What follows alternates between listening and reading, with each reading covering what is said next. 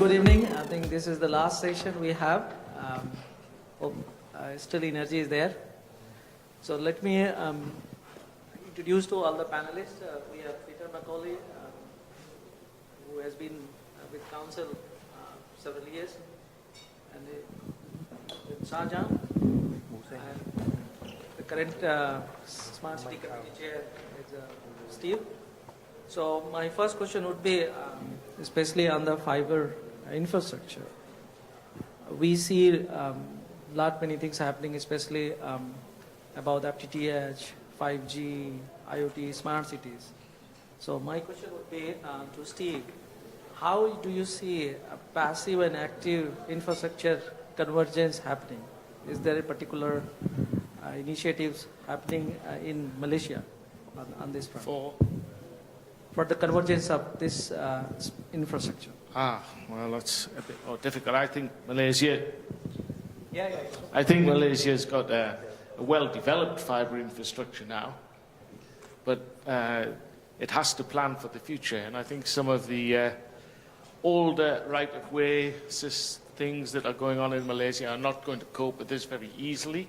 It needs to be thought out more. Maybe needs interjection by regulator, certainly needs some streamlining with people like JKR, DBKL, and other local councils to facilitate the ability to provide more fibre in the ground, hopefully not in the air.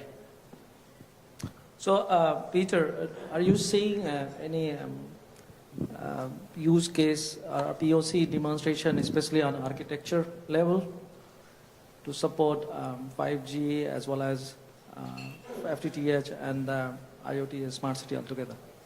Yeah, absolutely. I think that there are quite a few changes now happening, especially with 5G. The antennas are getting closer, and so what we're seeing in the planning is that we can start to create overlay maps of where do we want FTTH, where do we want FTTA. And in the past, these were designed and developed by separate organizations. And in Malaysia, Celcom had their plans, Maxis had their plans. There was even some planning for some BTS hotels and some commonality maybe within fiber to the antenna. But now I think that there is a clear opportunity to create a converged map of fiber to the home, fiber to the node, fiber to the curb, fiber to the antenna. And when we do that, we can, number one, up the fiber count, and there's demonstrations out just in front of us of high count fiber. And many fiber projects that I've worked on over the years, people look at the opportunity in a small subdivision and they say, okay, well, let's put in 24 core fiber, and maybe we could splurge and put in 48 core. Wow. But now we can take a look at some of the ribbon cable designs and put in 288 count, 500 count. So we can put in a very high count and then start to build out the fiber. So you build it out once and you have an opportunity to hit many points, not just antennas, not just fiber to the home, but I think that this is a clear converged opportunity that we're now seeing in our industry. And this is at layer 1. It's at layer 1, which is the cable layer. And below the cable layer, at layer 0, we've got ducts. So we can, there's no one solution here. We can have ducts, we can have cable, but obviously, from what I can see in the deployments that I'm working on, and I'm doing a lot of work in Myanmar right now, it's a place that just 4 years ago got handphones for the first time. And so it's 60 million people turning on those handphones. They're trying to build out a lot of infrastructure, but if you try to target one segment of the market, I think that that's something that we've had lessons to learn that we can now use and put in high count fibers. And what it means is then we need to be working with investors that are doing FDI, foreign direct investment.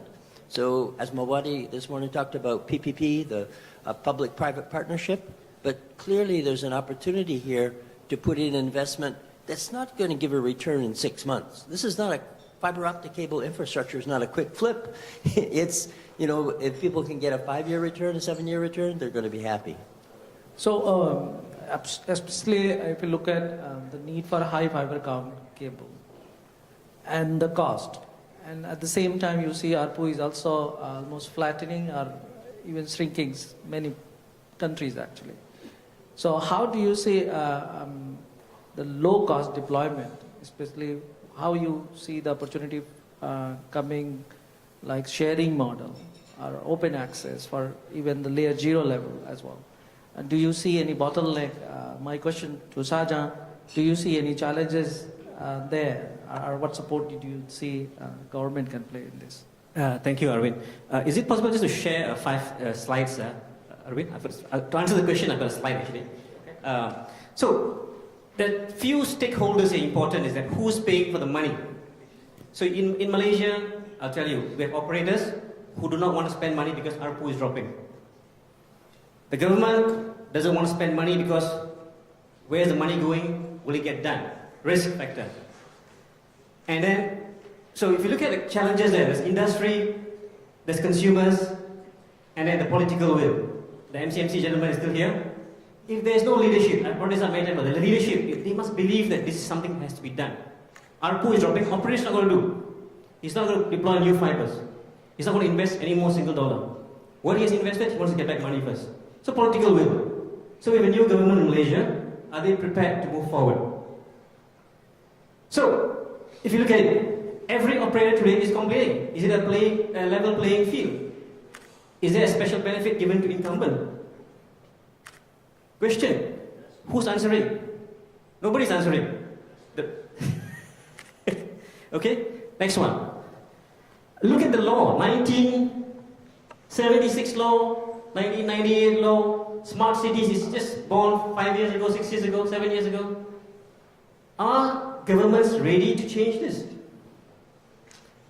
Is the leadership willing to go to parliament and change these acts? The MCMC regulator is here. The ministry people are here. In many countries, this is the challenge. Who is the champion? Who is going to go and take this up and fight for this across 4 different ministries? Every here guy is talking about ROW. Who wants to be the champion? Dr. Arvind? Okay, alright, next. Quick. So, in Malaysia, we have a special planning government organization who designs town planning. And they have addressed smart cities. But believe me, look at the KPI. Quickly, go down. They are supposed to look at sustainable development goals. Go down, faster. Collect information, do this stuff, go down, faster. Cepat. Gap finding. Look at this matrix. Beautiful consultancy worth $10 million US. Where is the fiber infrastructure? Where is the common infrastructure? A mismatch between silos. 5 different ministries, 5 different cabinet ministers. Sorry, this is Malaysia. I've been here, I live here, this is my country. Are we? So operators are not going to do this stuff. Alright? So, very important is that, I'll end up quickly. Connie showed about common active sharing, CRAN. Is it ready to go, technology-wise? Including monitoring. This system also monitors quality, QoS with PIM. Are we ready for this? Last slide. Are we ready for a common infrastructure with smart street lights everywhere from a single guy? As a government road. In Malaysia, we have SPVs to build roads. We have new LRT lines we have built with SPV. Malaysia needs to do an SPV to build this common infra to be shared, and operators only sell services. Answer the question. Then, keyword. Don't need to put some new fibers, but all the existing fibers become common and to be shared on a wholesale basis. To answer the question, Arvind? Absolutely. So, the thing is, we see many projects for smart cities happening around globally, and Malaysia is also one of them. So, my question would be to Steve, do you see sufficient fiber infrastructure already in Malaysia to support a smart city? Or what do you see going forward? Well, how do you support a smart city? First of all, I need a good definition of a smart city, I think. But, assuming it follows ours and it's for deep fiber, then we need a lot more fiber optic, right? So we have to look at ways of facilitating this. This needs good government support, good integration of the various agencies that Shajahan mentions. Without that, it won't happen. Yeah. It's not there. And how do you see going forward? Do you see any? We need to correct all those links, all this got together. Absolutely. These are the challenges we have been observing, and Malaysia is not also exception. But Yeah. many places we see regulator has come up with some kind of simplifying the ROW policies, or even making somewhere it's a free cost actually deployment. So this would have enabled actually getting the infrastructure ready there. But however, Arvind, can I just answer? Example in India case, what happened is that the Smart Cities Commission out of Delhi, federal government, has put out guidelines to all new smart cities, which include this common infrastructure. So the policy has been done in India. well, still we also see many challenges there too. So however, working together and understanding from one use case to another could help us going forward. Exactly, sharing, yeah. And even many times we see India is also looking Malaysia, especially if you see 4G deployment. We have looked at the successful example in Malaysia. Same way you could see the country like India would be seeing different use cases as well. But however, my question and concern is the utility infrastructure provider is also willing to share, or they have a lot of even opportunity to share their own infrastructure, or maybe they can allow you to deploy your fiber over their infrastructure.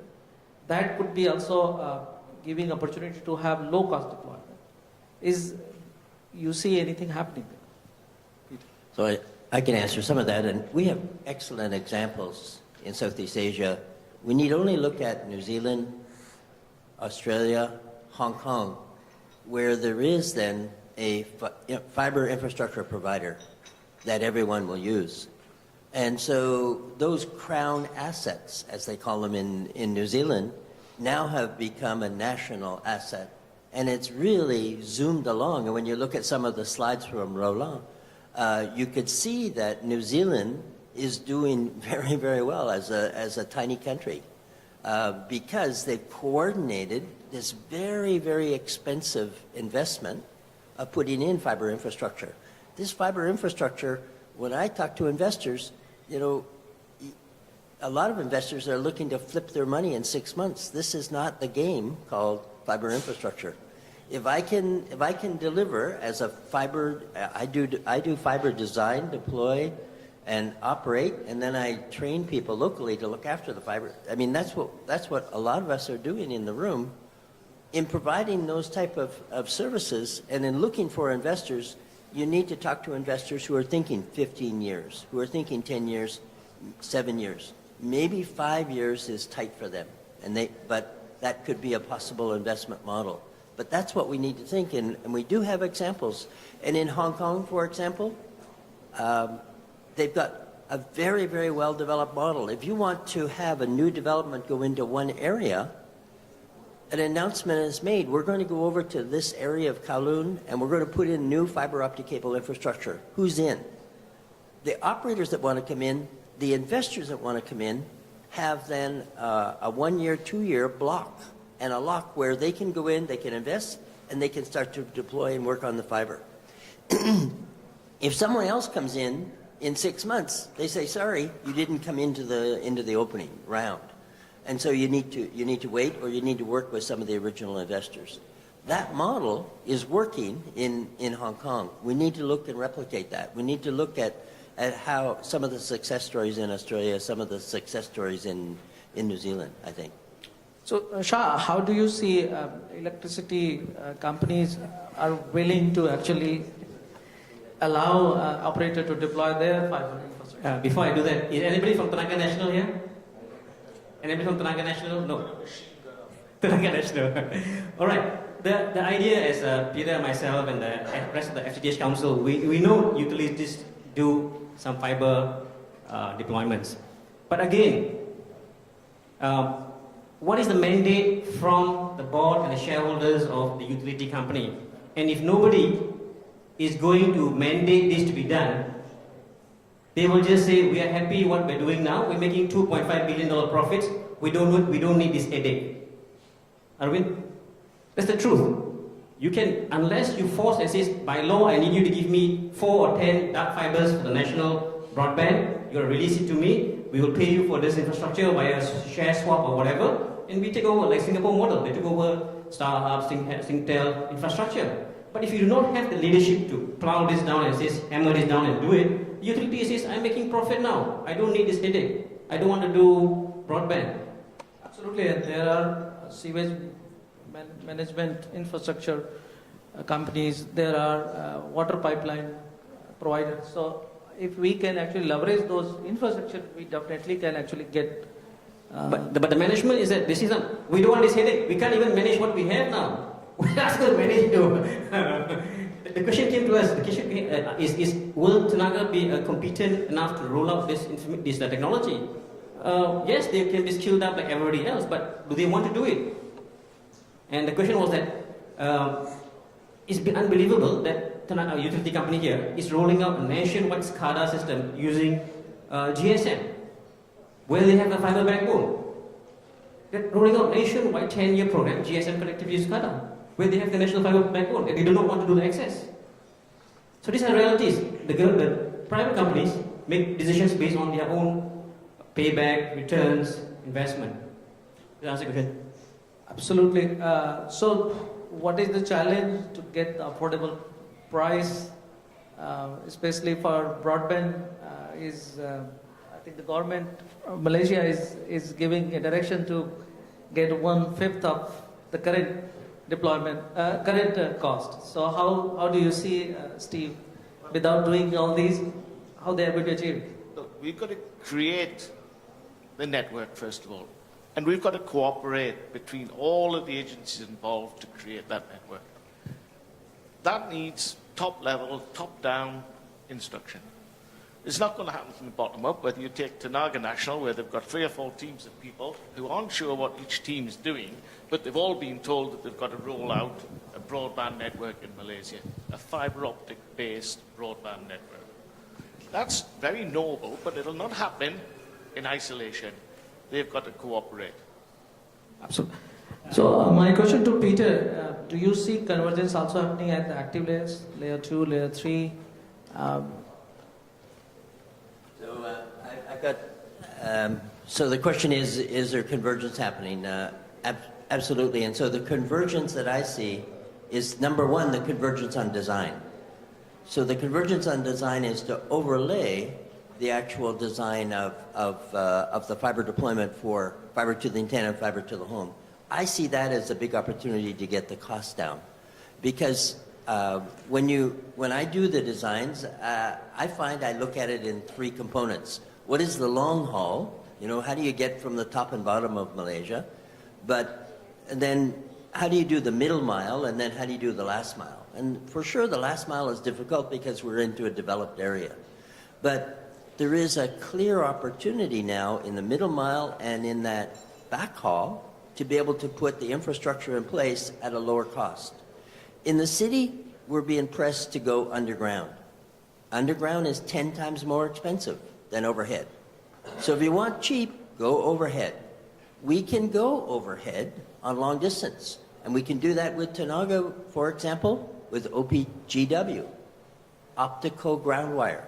And so we've got some of that already in place. You know, that is one opportunity, but we can also use poles in the countryside. So in the countryside, we can cover long, long distances with high count fibers to hit multiple locations. So I think that that's part of the investment that I would see, that there's an opportunity. I have some slides that, and you just click on them. Some of the rules that I see are that, you know, there's some simple rules here of dig once that we've had in our industry for a long time. We need to know this rule, and we need to develop it some more. Next slide. Reuse the digs. And so we have in fact an opportunity every time that a municipality opens up a road and puts in a new sewer system, which is quite deep, maybe 4 meters deep, and then puts in a water line that might be 2 meters deep, and then puts in a fiber which is 1.5 meters deep. Why don't we do those together? And this is a clear opportunity to save money.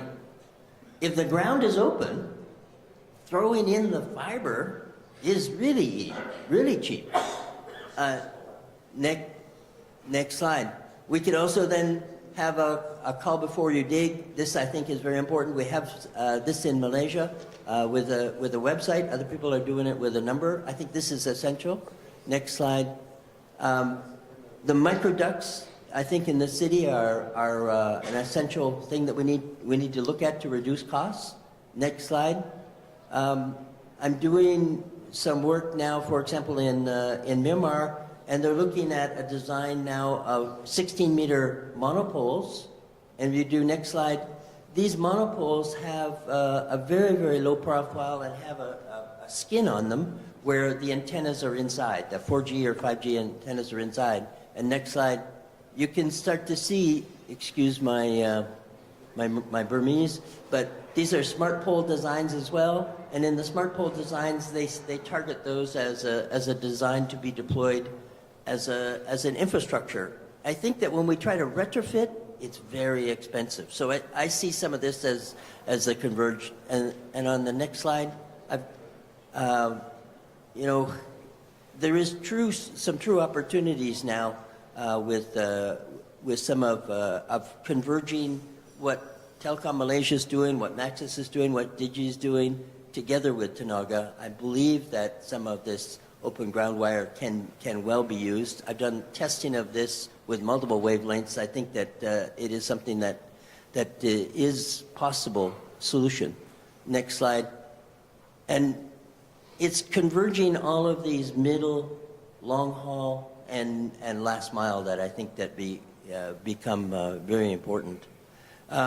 When you talk about trying to get active components, I know this is something that Shah has worked on. I'm going to let him comment on that.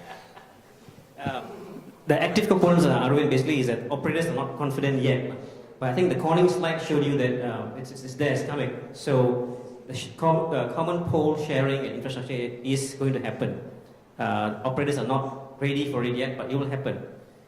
Just one point I want to go back on what sharing, the lowering the cost. In Malaysia, I tell people, look at the LRT, MRT lines. When they built the lines 4 or 5 years ago, the forecast number of ridership, even the PM went last 2 weeks ago, he asked, what's the ridership? If you're building the infrastructure today for tomorrow, you build it today is 1 billion. You build it 5 years later is 5 billion. Infrastructure cost. And when the city comes congested. Future cost of the infrastructure. Future cost of infrastructure. So when Malaysia built KLIA 1, 20 years ago, the cost was 1.5 billion or 2 billion. Today it will cost them 6 billion to do it, but they did it. So when do you think active level? Active, I think, is in trial. It's happening. It's being trialed now. One of the biggest things in the slides I showed you earlier is that it is now able to do passive fiber condition monitoring on the antennas, where the operators want to do the PIM, the mobile connectivity service level. You can do it now, condition monitoring over fiber to the remote radio head. That's available today. So that is fantastic because you don't have to go out and look at conditioning of the levels of the mobile services. And the remote radio heads are now smaller. I think it's happening, it's current. But cities need to plan for this with the Sterlite fantastic presentation of 700 fibers. I nearly fell off my chair. 700 fibers because you're bringing down the coverage from 500 meters to 100 meters on the 5G coverage. So you got 90 poles in a 9 square kilometer. Arvind? So you need to have active, otherwise everybody's going to have 4 different equipments hanging on 4 different poles, and it's going to be a mess. So we see it's not only just sharing through passive infrastructure, also active could also enable.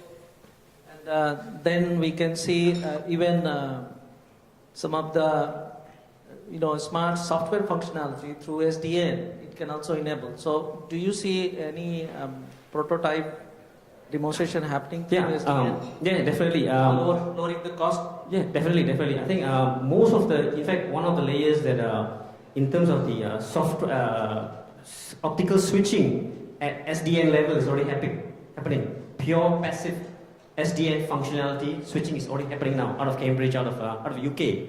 So that's already happening. And then very important is that the next layer on the IoT is that you have fiber sensing, you have Brillouin scattering, you have relay scattering, all these on the same fiber, there's different lambdas, having IoT devices running throughout the cities. Passive, no power supply. And that's going to happen. But if you're going to have the old framework, pull another cable, pull another pole, you're going to have a mess. Absolutely, and there are plentiful opportunity for even dark fiber, monetization opportunity. Just one dark fiber you can use just for sensing the health of the network itself. And if any sabotage is going to happen, at least it can be restored. And through SDN integration, in real time restoration can be managed at much cheaper cost than what currently. With the software defined switch now, you can have one active equipment switching through in a millisecond, screening 1,000 circuits of fiber. You don't have 1,000 equipment monitoring 1,000 dark fibers anymore. I mean, it's happening today. Absolutely. So, do we have any question from audience? Let's take one question from audience.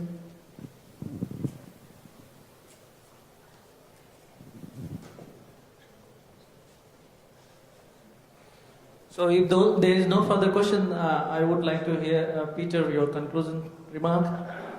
Okay. So I truly our topic is on fiber infrastructure and how do we get the price down? How do we get convergence working? But I think that we've been doing all of this design work in separate companies, separate organizations, and we need to have a national plan.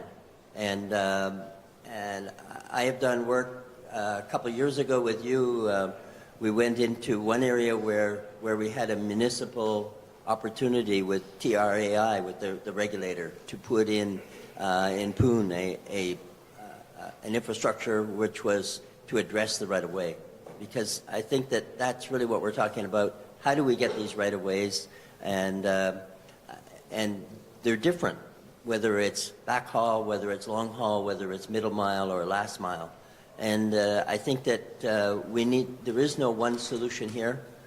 We need to use a combination of ducts, of high count fiber, and an opportunity of blown fiber.